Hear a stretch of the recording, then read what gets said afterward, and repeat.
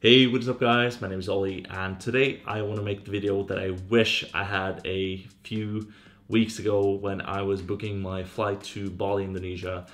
And this is something that is really relevant right now, and I want to make sure that you don't make the same mistakes that I did and save you a ton of cash, a ton of energy, and a ton of frustration during the last few weeks. So let's dive into it. Moving on to mistake number one, which is booking through third parties.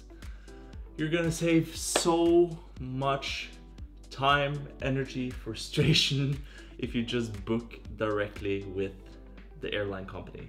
And I'm not saying that that is 100% guarantee to get rid of all problems, but if something goes wrong, in my experience, I've had this lesson again and again and again and again, and I keep doing it in the hopes that I just see the seductive, beautiful, low prices and I just get hooked on it again and again. But at the end of the day, you have to think about that your time and energy and frustration, all of it ends up costing a lot of money. And thinking about how much my last trip to Bali now has cost me, it has probably cost me twice the price in terms of all the time, energy, and frustration and everything that I've put into it, and just all the anxiety and just worrying about it and booking a new flight ticket, and then they call me the next day to tell me that the other part of the flight ticket is canceled. So it's just, if you're planning on traveling now, it's just best to book directly with the flight company in general, because it's gonna save you so much energy. So just do it, it's worth it, and spend a little bit extra and just have that sense of safety. And if you for some reason really have to book with a third party, make sure to do some research on it, see what other people have written about it, and that is a risk you're willing to take. Moving on to mistake number two, which is not taking into consideration the full cost of the flight. So let's say that you have a transit flight and you have to stay overnight at an airport, you have to sleep there. It's a cheap flight and you're thinking, oh my god, I'm saving so much money. And then you get to the airport and then you have so much time, like, oh my god, I have so much time, what am I gonna do with all this time?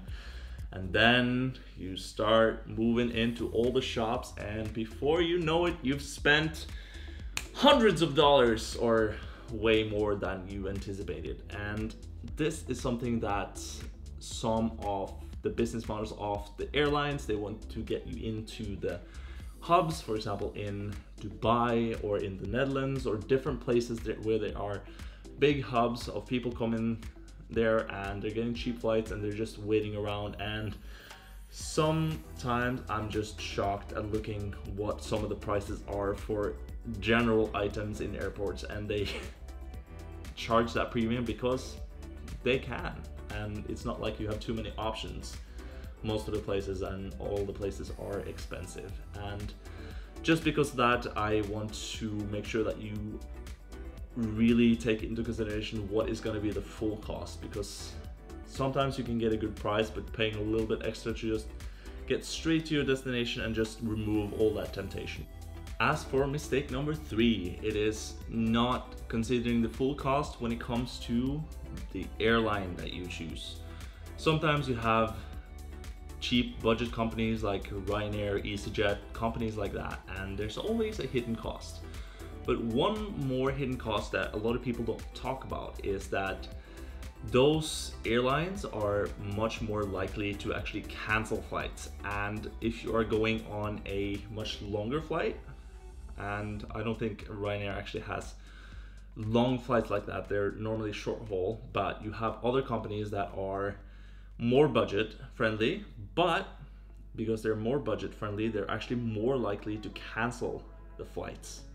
And that's why sometimes booking airlines like Qatar, Emirates, and the more expensive airlines actually ends up being cheaper. Because let's say you are heading on a big international flight and you book, you're like, oh my god, I've booked 10 months in advance, I got such an amazing rate.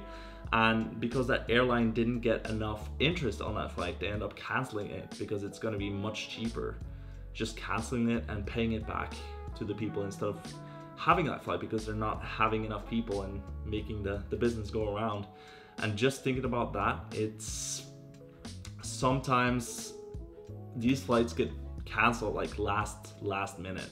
And what happens then is like, oh my God, I have to now get a new flight. And just because of that, the prices have gone up. And unless you had some kind of insurance that gets you a guarantee like a new flight or something, then you're gonna end up with the cost and it's gonna end up much more expensive. And that's essentially what happened with me now as well, because now my flight got cancelled very last minute, and now the prices have went up like 30-40%, and so in some cases even more. So I was lucky to get like one of the last like really cheap flights, so take care of that. So this has been some of the tips that I wish I really knew myself, and I hope they will serve you well.